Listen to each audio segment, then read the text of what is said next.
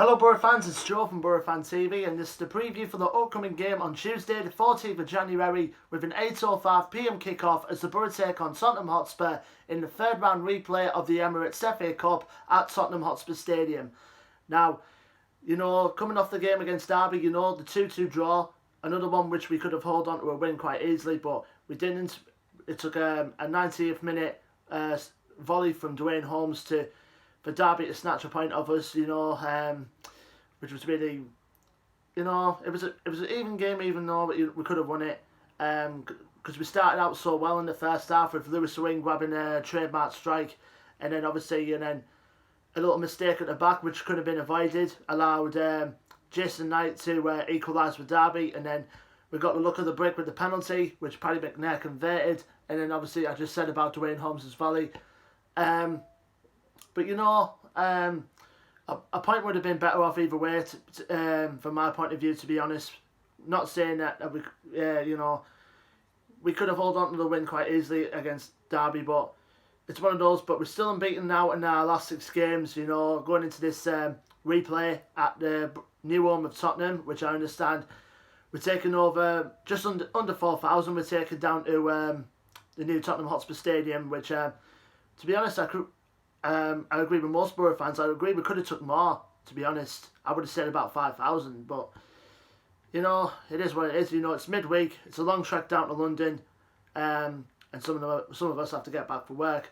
Or some of them couldn't even stay the week, if lucky enough, because considering we got the game against Fulham on the following Friday. So, if you're travelling down to London for those particular games, have a safe journey, Boro fans, make yourself use of the time in the capital for this capital double header which we got coming up. Squad wise, just heard recent reports today that Darren Randolph is going to be travelling with the Boro squad for the game against Spurs. Obviously his move to West Ham is still impending because of the medical, which has taken God knows how long to complete. But from what I've heard, he's going to be travelling with the squad, but I won't be surprised if he'd probably be on the bench and Thomas Mahers gets to go ahead and goal for this one. And obviously Britt Sommerlonger, is still getting rehabbed on his ankle injury, so I won't be expecting him to be back for at least a couple more weeks.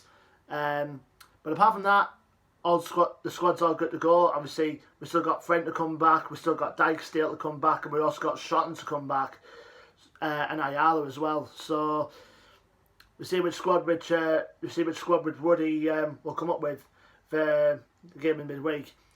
Now we're going to Tottenham Hotspur. Obviously, Jose Mourinho's side are still without Harry Kane. He's going to be out until at least till April because of that ankle injury.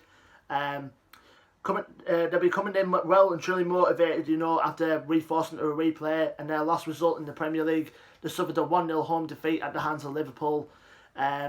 So they'll be coming in all guns blazing. Obviously, without Kane, like I said on the last preview I did for the Tottenham game, they're still a dangerous squad regardless, considering the front line of Dele Alli, Heung-min Son, Lucas Moura, and I'm not sure if Christian Eriksen's going to be playing because he looks like he could be well on his way out of the club, with Inter Milan still heavily interested in the Denmark international.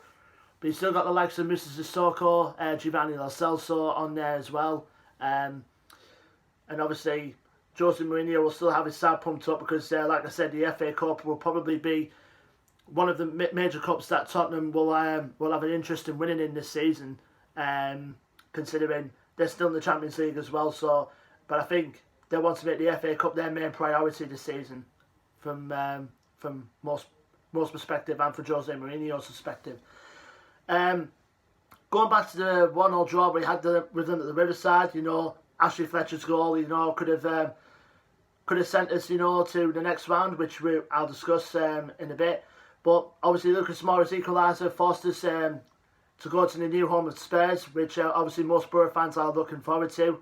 I've heard a lot of good things about the stadium myself. It's supposed to be one of the best in London, one of the largest in London, along with the Emirates and Wembley.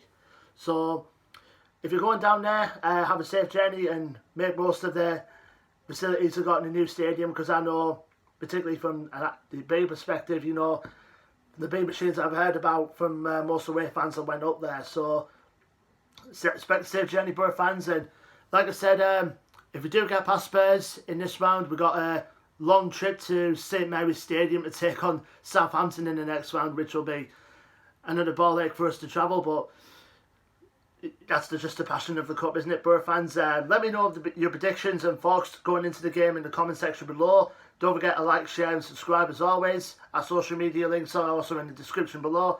And until then, Boro fans, this is Joe from Boro Fan TV, and hope and pray that the magic of the cup gets us into the 4th round. Anyway, take care, Boro fans. Up the Boro.